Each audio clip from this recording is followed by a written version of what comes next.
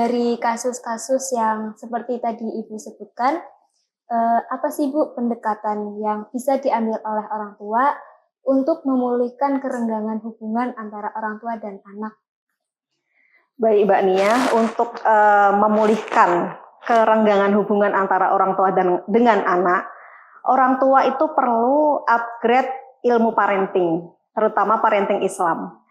Dengan memperdalam ilmu parenting Islam, orang tua bisa memperlakukan anak dengan baik, karena di dalam Islam diajarkan cara komunikasi yang baik dengan anak, cara mengasuh, mendidik, tidak boleh membentak, tidak boleh menghukum, berkata yang baik, mengajarkan tauhid dan sebagainya ya. Jadi di dalam ajaran agama Islam itu sangat kompleks ya, terutama parenting Islam pun juga diajarkan. Nah, orang tua perlu upgrade ilmu itu, bahwa kita sebagai orang tua nggak boleh melukai hati anak. Nah, dalam psikologi anak kita mengenal ada istilah luka batin, inner child-nya terluka. Nah, inner child terluka itu seperti yang tadi saya sampaikan ya, kalau sudah terluka maka ini akan terbawa sampai dia dewasa. Nah, ketika dewasa, dia bisa jadi mengalami gangguan-gangguan kesehatan mental seperti yang tadi sebelumnya saya sebutkan ya.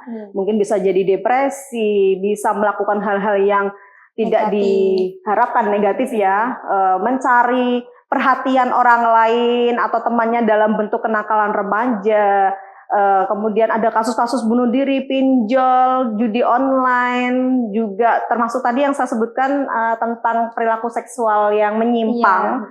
Itu juga ternyata setelah ditelusuri ke belakang, penyebabnya adalah komunikasi yang tidak harmonis ya antara orang tua dengan anak. Jadi orang tua perlu upgrade ilmu agar menyadari posisinya sebagai orang tua itu harus bagaimana, harus menjadi suri tauladan yang baik, harus menjadi figur orang tua sekaligus sahabat ya. Jadi orang tua itu kan memberikan kasih sayang dan sebagainya. Kalau sebagai sahabat dia mampu menjadi pendengar yang baik, berkomunikasi yang baik dengan anak. Karena anak ini ketika anak pulang ke rumah, siapa yang dia temui? Pasti orang tua. Jadi dunia anak yang pertama adalah orang tua. Jadilah figur yang nyaman bagi anak. Jadilah figur orang tua yang menjadi suri tauladan yang baik bagi anak, sehingga anak tidak akan melakukan hal-hal negatif kalau tabung cintanya terpenuhi. Betul. Tadi kita sempat bahas kan ya, tabung cinta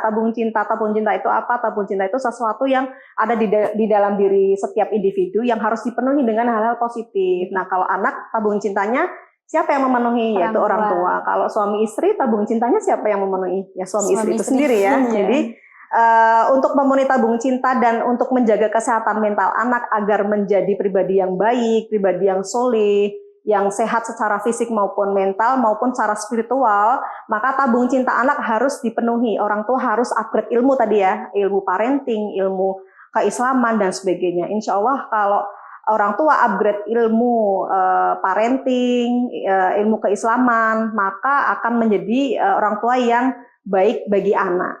Gitu. Lalu bagaimana sih Bu orang tua itu dapat menggunakan pendekatan Islami seperti Al-Quran dan hadis untuk menjalin komunikasi yang baik antara orang tua dan anak?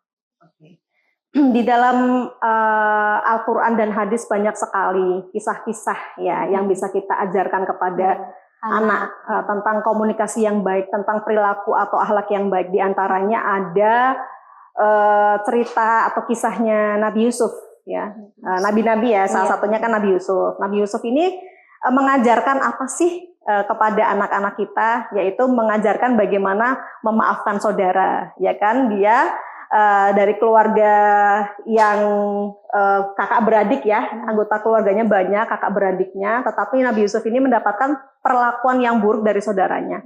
Tapi Nabi Yusuf tetap sabar, ikhlas, kemudian memaafkan. Jadi yang diajarkan dalam kisah Nabi Yusuf kepada anak-anak yaitu komunikasi yang baik terhadap sesama saudara. Meskipun saudaranya jahat, tetap kita berlaku baik dan memaafkan. Kemudian ada kisahnya Nabi Ibrahim ya. Nabi Ibrahim ada kisah tentang menghancurkan berhala dan kemudian komunikasi yang baik dengan orang tua angkatnya, yaitu bapaknya yang bernama Azhar ya. Nah, Azhar ini kan dikenal sebagai sosok pembuat patung penyembah berhala. Meskipun berbeda keyakinan, Nabi Ibrahim tetap menghormati. Artinya apa? Di sini diajarkan kepada anak-anak dari kisah ini ya, anak harus baik berkomunikasi kepada orang tua meskipun memiliki perbedaan pendapat antara orang tua dengan anak. Jadi saya teringat kepada kasus yang tadi sempat saya ceritakan ya, tentang anak yang memiliki gangguan emosional dan memiliki gangguan kelainan seksual. Dia kan tidak bisa jatuh cinta dengan lawan jenisnya. Setelah ditelusuri, dia ada hubungannya tidak baik dengan dengan ayahnya. Dia pernah bercerita kepada saya tentang kronologis kenapa dia sampai dihukum ayahnya, sampai ayahnya itu KDRT ya, bahasanya KDRT, memukul, tindak kasar kepada anak maupun ibunya ya. Jadi akhirnya terbentuk persepsi bahwa anak ayah ini nggak perlu dihormati. Dia pernah bertanya kepada saya, Bu, apakah boleh saya tidak menghormati ayah saya? Apakah boleh saya tidak mendoakan bapak saya di dalam doa? Sebagaimana kita tahu kalau anak berdoa kepada Tuhan tentang orang tuanya kan kita berdoa Robbi firli ya, Robbi firli wali walidayya warhamhuma kama rabbayani shaghira. Ya Allah, ampunilah aku dan kedua orang tuaku. Nah, si klien saya itu tidak mau mendoakan orang tua yang laki-laki. Jadi saya mendoakannya perempuan, yang orang tua perempuan saja ya, Bu. Ibu saya mau mendoakan ibu saya saja, tidak mau mendoakan bapak saya. Nah, saya menyampaikan kita tetap mendoakan orang tua yang laki-laki. Bisa jadi dengan Anda mendoakan bapak Anda, itu Allah akan membuka pintu hidayah kepada bapaknya agar menjadi sadar. Nah, dia bilang, apakah saya boleh tidak menghormati? Saya menganalogikan misalnya nih ya, ada gelas isinya kan ini kopi ya. Nah, kopi ini saya ganti dengan air comberan misalnya nih, atau air racun. Nah, itu kalau isinya air racun, air comberan itu yang salah gelasnya atau isinya? Coba Mbak Nia, isinya ya. Kalau yang salah isinya, saya analogikan yang lain nih. Sekarang bapak yang jadi dari klien saya ya. Itu yang salah itu bapaknya atau perilaku bapaknya? Perilaku bapaknya ya, kan dia kasar dengan anaknya, dengan istrinya, menghukum, berkata kasar dan sebagainya.